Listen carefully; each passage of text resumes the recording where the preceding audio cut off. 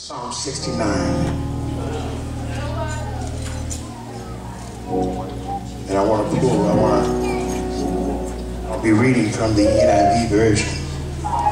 May read just a little different, but the same meaning, all right? It says here in 1, save me, O God, for the waters have come up to my neck. I am sinking in the muddy depths where there is no foothold. I have come into the deep waters. The floods engulf me. I am worn out, calling for help. My throat is parched, my eyes fail, looking for my God.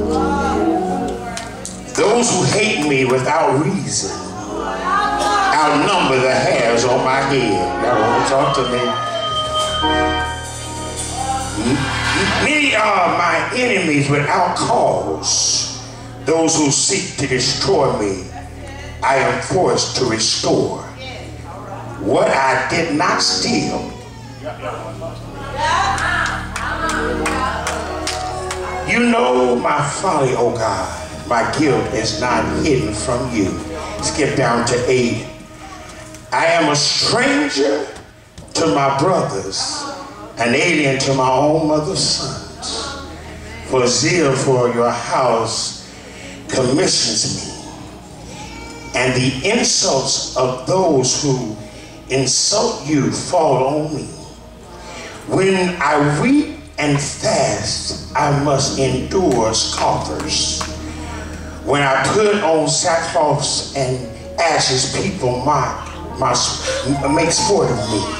Those who sit at the gates mock me, and I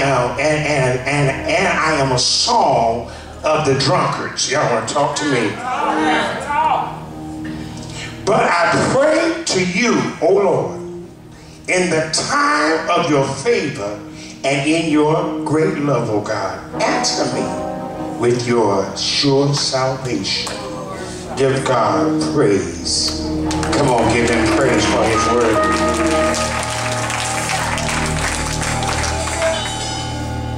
I want to talk from the theme of the subject. I'm up to my neck. I'm up to my neck. Felt like throwing in the towel.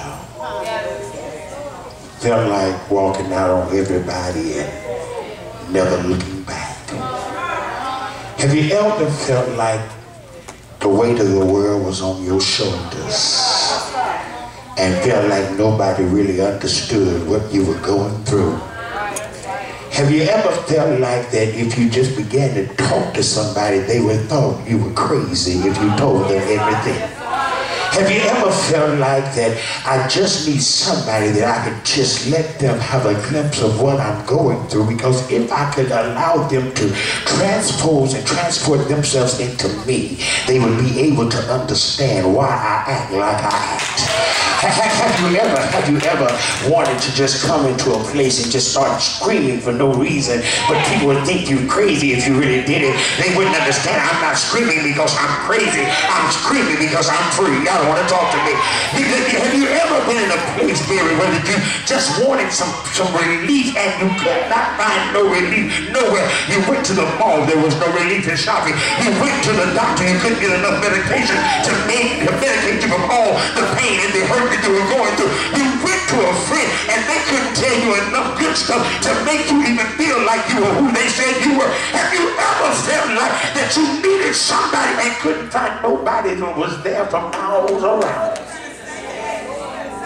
And you just finally came up to your realization that you were up to your neck and you felt like you were about to drown. And you said, God, if you don't save me, I just might die here. If you don't save me, I might just lose my mind. I might just lose it because I don't have much left, because everything that I've been going through, I've been warring in my mind. The kids have taken everything that I've got, and I'm at the verge of just giving up. I'm at the verge of giving up. I become the town's gossip. People that don't even know me have got their mouths on me. They're singing my names in the town streets. They're talking about me as if they really knew what they were talking about. And the real truth about it, they really don't know me, because if they knew me, they'd be celebrating in praise, because I didn't lose it right then. I didn't cuss them out. I didn't cut them. I didn't shoot them. I did not go post them on them, because I was up to my neck and they didn't realize. Y'all want to talk to me in here? If it had not been for God that kept me from taking my hands and beginning to strangle them as they began to mouth on me, and they did not know for what reason they had their mouth on me. But I had to go talk with God and say, oh God, save me, because I'm sinking. Feel like I'm about to drown. And David said God, I can't lose you.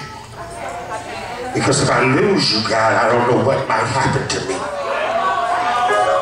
First thing I want you to see is, don't lose your passion to love. People will cause you, they will try to cause you to lose and try to cause you to lose what God has given you to maintain your purpose to love. Have you ever been in a place where you love somebody and they just kept pushing every button? Y'all want to talk to me? I'm not talking to real people. You love somebody and it was hard to really love them anyway. And God let you look past all that they had done in the past, all that they had said, and they still pushing the buttons. And I'm about to lose the passion that I have to love you. You don't want to talk to me. But God said, don't lose the passion to love. David said, look here, I love you. And I know that you're going to do something for me. But if I don't get past this point, I'm going to do something crazy. I'm going to do something that's going to mess up this whole thing that you're trying to do for us. So I got to maintain. I got to maintain my passion. Passion to love like God loved. Because God said, the word says, for God so loved the world that he gave his only begotten Son, that whomsoever believeth in him shall not perish but have what? Everlasting life. So the passion to love is, I've got to love you beyond the hurt you've caused me. It seems like you're getting close to getting everything you've lost. It seems like something pulls you back. Seems like every time I get so close to what God is about to do for me, seems like something comes in the midst and in my way and causes me to lose my focus and my balance. Seems like every time I get a passion to love and to give God everything I have, and I've made up my mind that I'm going to be faithful to God. I'm going to be faithful to reading my word. I'm going to be faithful in loving my enemies. I'm going to be faithful. Something comes up to the point that makes me lose every time. And what happens is, Renita, I began to travel back down a place called Familiar. I began to go back down Familiarville, and when I go back down Familiarville, I meet some familiar people. The faces are different, but the spirit is still the same. I began to meet people that I've seen before. I began to see things that I've seen before, and it begins to agitate me. And I began to cry, I'm up to my neck, and it feels like I'm drowning. I gotta have somebody help me, rescue me, oh God. You know what I'm saying? I won't be responsible. responsible. I won't be responsible if God don't step in right now. I won't be responsible for what may happen to us in this relationship.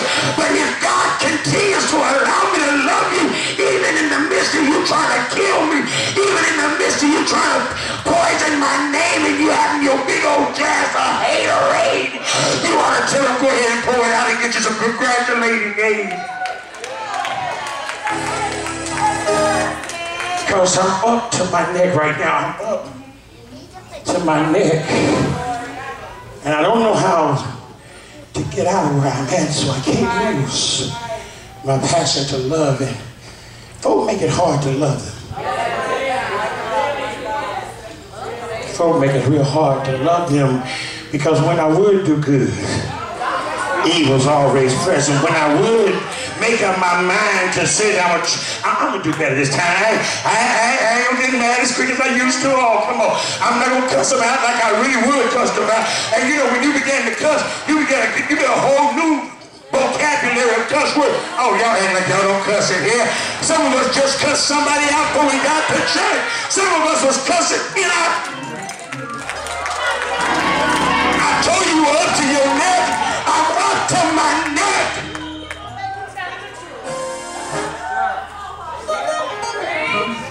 I don't know how many of y'all ever been to a point that you had made up your mind. I ain't gonna cuss them out. God ain't cussing no more. Tame my tongue. You deliver me, God, from cussing. And because you went down Familiarville, that same ninja made you cuss this. I didn't mean to cuss. And then when I started cussing, it was like waters. It was like rivers. It just kept flowing. And it sounded, how many of you ever start cussing and it just sounded real good? And it started sounding like a rhyme. And you and you just felt good.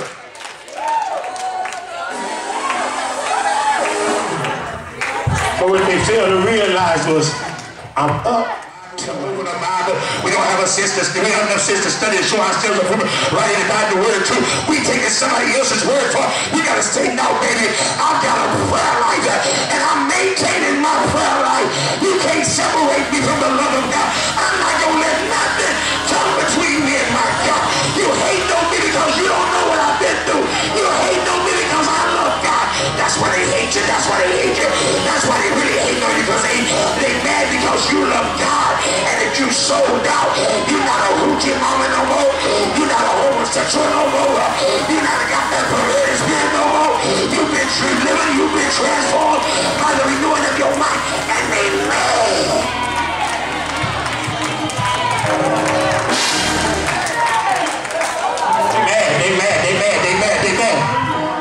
They mad because you got deliverance.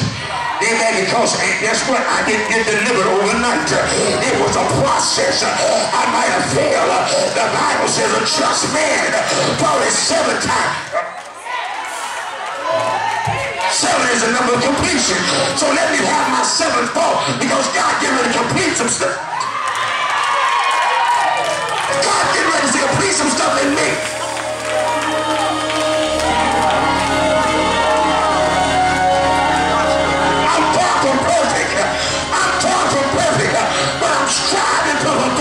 I'm striving every day, but you ninjas making it real hard.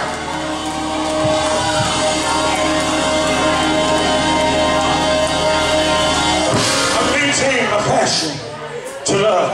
I maintain a prayer life. And lastly, I gotta maintain a praise. I gotta maintain praise. David said, even though my enemies have made a song out of me. Yeah, you know how folk began to sing your name. They talking about you so much it sound like they sang it. You became a superstar overnight. You ain't gotta go get no cards. You ain't gotta go get no t-shirts. Let your enemies go ahead and publicize you. Because when your enemies publicize you and they broadcast your business, all they did is elevated you in the spirit. Because I'm not cussing them out, I'm not gonna get mad, I'm gonna pray.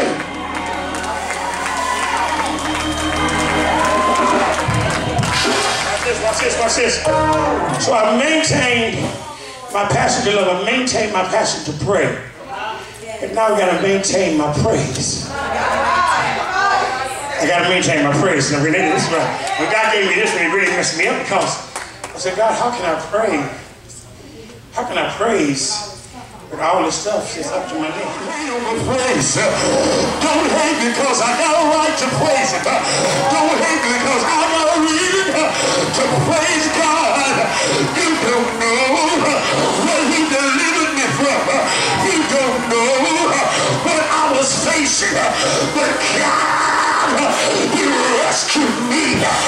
God, He delivered me. God, He forgave me. And because He forgave me, I've got to praise Him. I've got to praise Him. Even when I don't feel like it. Even when I don't feel like it. The Bible says He inhabits the praises of His people. If you belong to God, I beg you to make some noise in this place.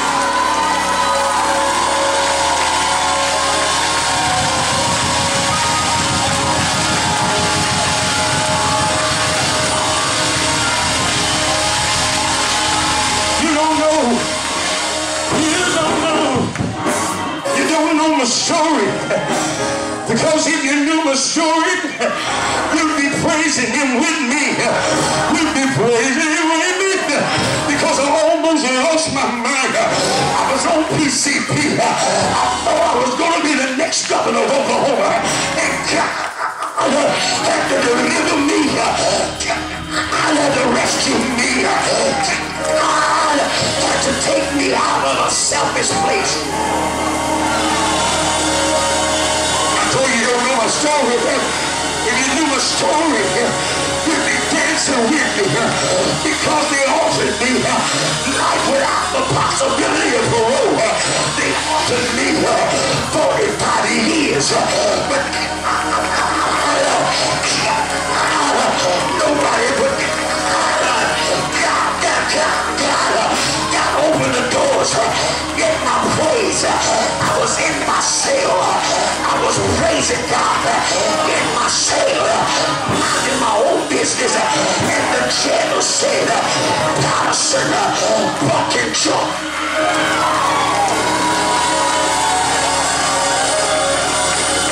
You don't know my story. You don't know my story. You don't know my story. You don't know my story. So you can't tell it like I can. You don't know my story. You don't know